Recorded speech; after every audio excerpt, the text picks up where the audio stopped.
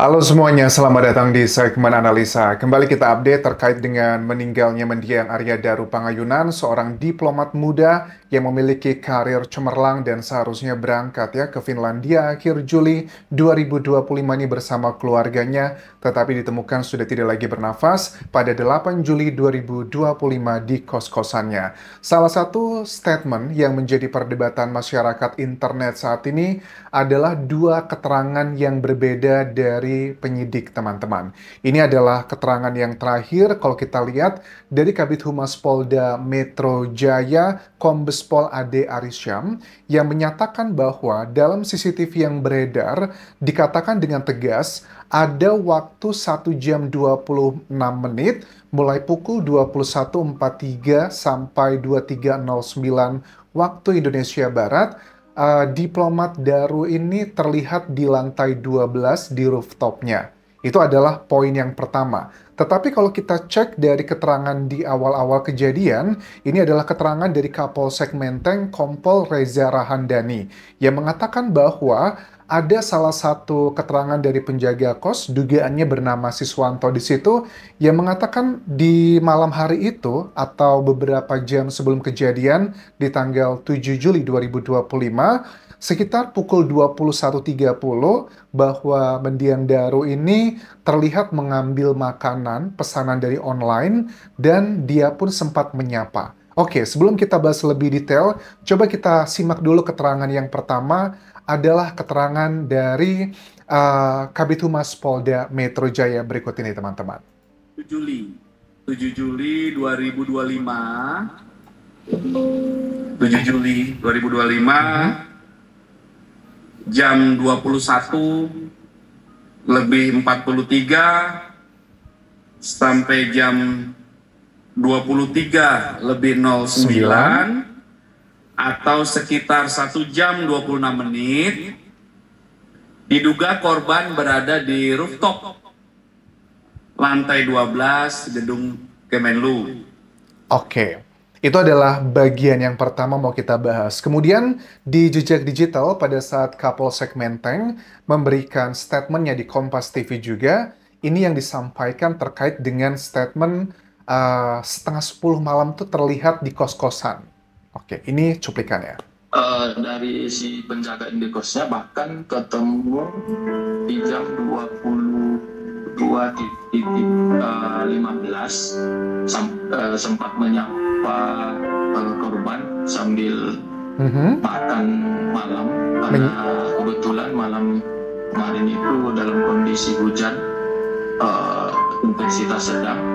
Lanjut menyapa korban dan menjawab, "Oh iya Pak, itu aja." Oke. Ada reaksi dan juga aksi di sana. Cuma menyapa dan dijawab, "Iya Pak." Mungkin ya dugaannya ngomongnya, "Malam Pak, permisi Pak." "Ya Pak." Jadi nggak cuma sekedar melihat, tapi ada komunikasi. Dan jamnya ini loh yang menjadi perdebatan di sosial media sekarang. Pukul 22.15, kalau di beberapa media 21.30, artinya adalah siapa yang berada di dua tempat yang berbeda ini gitu loh. Aku nggak ngerti nih, apakah ini adalah salah ucap, atau memang ada indikasi kebohongan, sengaja atau nggak sengaja, atau masalah teknis. Oke, kita coba lihat dari sudut pandang yang husnuzonnya atau berprasangka baik ya. Pertama begini ya, ini adalah data-data yang dilihat dari menit-menit di CCTV. Mungkin kalibrasinya nih ada yang keliru gitu. Karena aku yakin pada saat penyidik sudah waktunya kan cukup lama ya dari tanggal 8. Sekarang aku buat video ini tanggal 26, sudah lebih dari 2 minggu. Artinya yang disampaikan oleh para beliau-beliau ini, data-datanya itu sudah hasil kalibrasi. Kalibrasi itu artinya adalah penyesuaian menit di CCTV disesuaikan dengan waktu sebenarnya. Kadang bisa lebih cepat, kadang bisa lebih lambat. Apakah data yang dibaca atau disampaikan mereka ini saat itu ada penghitungan kalibrasi yang salah? Tapi kalau kita lihat secara detail ya, kalau memang salahnya masih semenit, 2 menit, 10 menit, 20 menit masih oke sih menurut aku. Tapi kan dikatakan dengan tegas loh, pukul 21.43 sampai 23.06, 1 jam 26 menit, Mendiang itu berada di rooftop lantai 12 di gedung Kemenlu tempatnya bekerja. Kemudian dikatakan berikutnya lagi, Kapolsek Menteng, Kompol Reza Rahandani, 22.15 penjaga kos menyapa korban di kos. 22.15, terakhir kan 23.09. 22 menuju itu lumayan jauh sih jaraknya, hampir 1 jam. Kalau perbedaan waktunya menurut aku lebih dari 30 menit, justru ini adalah petunjuk, teman-teman. Petunjuk dan juga bisa menjadi salah satu pengurai benang kusut yang sekarang sedang terjadi dalam kasus ini. Kalau bedanya semenit sampai 10 menit, kita masih bisa toleransi ya. Apalagi kan dalam dunia saintifik, pada saat kita mengadakan riset, ya memang tingkat errornya kan maksimal itu kan nggak nyampe 1% sih. Ada namanya standard deviation lah, hitungannya seperti itu. Apa yang menyebabkan perbedaan dua pendapat ini? Pertama, dugaannya kalibrasinya mungkin yang tidak tepat, atau kedua adalah salah ucap, mungkin dari penjaga kos-kosannya, mohon maaf ya, mungkin saat itu, "Oh, saya nggak lihat malam itu, lupa jamnya, soalnya saya cuman inget-inget doang."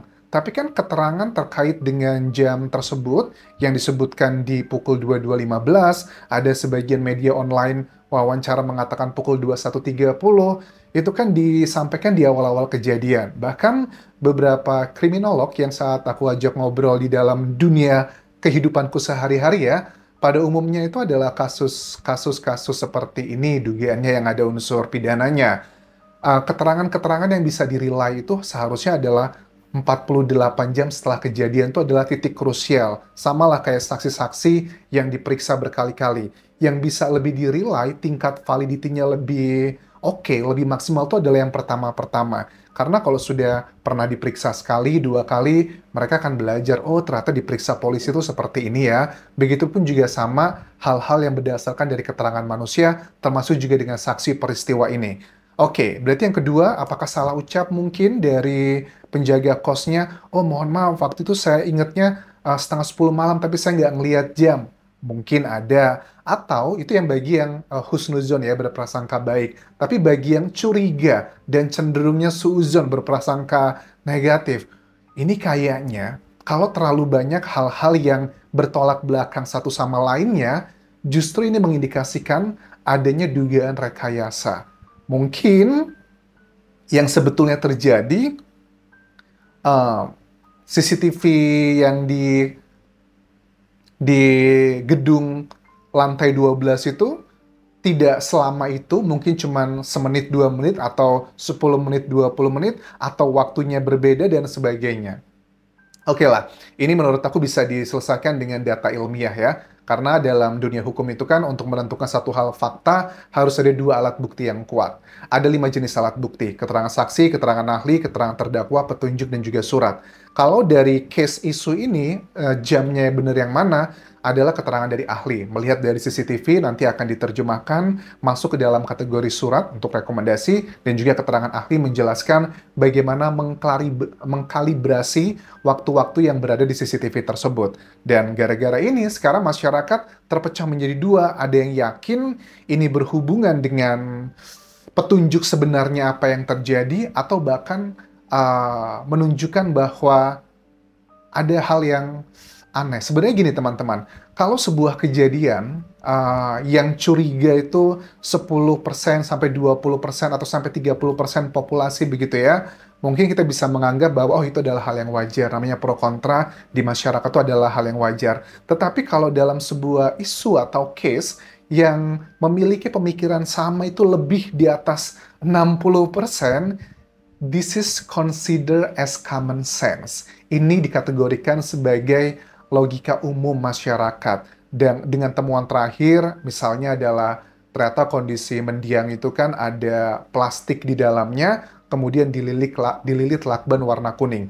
Dengan temuan ini pun sebenarnya juga terpecah menjadi 2. Aku lihat nih, mohon maaf ya, ada beberapa kolega yang merupakan ahli kriminolog di Indonesia mengatakan justru itu malah semakin menguatkan bahwa ini adalah keinginan mendiang sendiri. Karena dengan adanya plastik tersebut, ingin memastikan bahwa saya harus selesai gitu. Walaupun dikatakan menurutnya, mengakhiri diri seperti itu adalah cara yang paling menyakitkan. Biasanya kan nggak seperti itu ya, kalian sudah tahu lah tipikalnya seperti apa. Tetapi di sisi yang lain, kriminolog juga berkeyakinan justru dengan adanya plastik tersebut malah mengkonfirmasi jelas-jelas ini ada indikasi kriminalnya atau pidananya. Dan dari pihak penyidik pun terbukti walaupun di beberapa kali keterangannya mengatakan tidak ada kendala dalam case ini, semuanya berjalan sudah sesuai on the track, tetapi kan action speaks louder than word. Perbuatan itu berkata lebih lantang dibandingkan sekedar kata-kata. Ya kita tahu di awal-awal kejadian kan katanya 7 hari sudah selesai kok, nanti kita akan umumkan. Diundur lagi tambah 6 hari dan sebagainya. Kita menghargai karena memang ada penelitian yang saat ini ditunggu adalah terkait dengan hasil laboratorium, termasuk untuk toksikologinya. Ada nggak racun-racun apa yang ditemukan baik di tubuh mendiang ataupun juga di barang-barang sekitarnya, plus juga dengan mungkin yang berhubungan dengan kayak penyakit dalam, siapa tahu gara-gara reaksi A, B, C, dan D. Ya, menurut aku sih itu bukan hal yang major ya, tapi adalah minor, hanya data pendukung aja. Yang paling nyata menurut aku adalah terkait dengan kondisi terakhir yang lakban dan juga plastik tersebut. Secara pribadi, dengan adanya temuan plastik tersebut, aku cenderungnya lebih meyakini bahwa ini ada unsur pidananya. Penjelasannya seperti apa? Nggak common sih ada orang seperti itu yang kalau keinginan diri sendiri, tetapi dengan memplastiki diri sendiri kemudian melilit lakban semuanya. Aku rasa sampai sekarang banyak case yang sudah pernah kita bahas ya, itu hampir tidak pernah aku membahas atau melihat mendengar berita dengan cara yang seperti itu kalau keinginan diri sendiri. Ditambah lagi dengan temuan-temuan misalnya sang istri, mohon maaf dengan segala hormat, sama sekali tidak curiga bahwa istri ini adalah yang diduga gitu, ada banyak kecurigaan. Aku sama sekali 99% yakin bahwa istrinya itu adalah benar-benar genuinely sedih dan memiliki hubungan yang baik, tetapi sepertinya istrinya memiliki data yang tak terbantahkan yang bisa memberi petunjuk apa sebenarnya penyebab dari case ini. Dengan fakta diketahui 3 kali menelpon penjaga kos untuk diminta mengecek suaminya di malam hari itu. Seharmonis-harmonisnya hubungan suami istri yang LDM atau long distance marriage, ataupun juga sebegitu aktif-aktifnya, menurut aku hanya tidak bisa dihubungi dalam hitungan menit atau beberapa jam, apalagi mereka sudah terbiasa LDM ya. Aku rasa itu bukanlah sekedar kebetulan semata, tetapi bisa menjadi pintu masuk petunjuk apa yang sebenarnya terjadi. Dengan segala hormat, karena ini sudah menjadi konsumsi publik, sebenarnya istri sepertinya mengetahui sesuatu hal yang bisa menjadi leading dari kekisruhan dan juga kesemrawutan dari potongan-potongan fakta yang disampaikan ke masyarakat.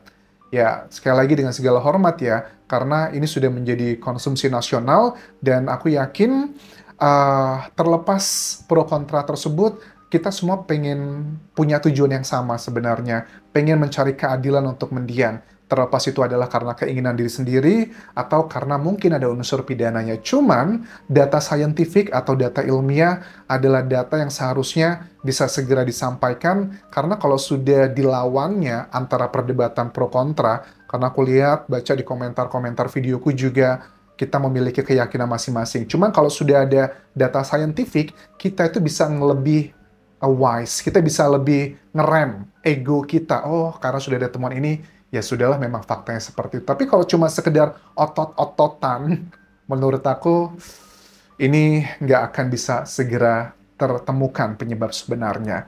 Kita dukung untuk penyidik untuk segera mengungkap kasus ini dengan data ilmiahnya, tapi jangan sampai tidak berkesesuaian satu sama lainnya. Misalnya adalah dengan dugaan yang 2 statement berbeda ini. Apakah salah ucap, atau ada salah info, salah tulis, dan sebagainya? Kita tunggu nanti klarifikasi dari penyidik seperti apa. Terima kasih sudah menonton. Sampai ketemu lagi di video berikutnya. Tinggalkan like dan juga komen. Subscribe channel YouTube ini, follow Instagram, Facebook pageku, dan juga akun TikTok di Anggasa Semara. Sampai jumpa.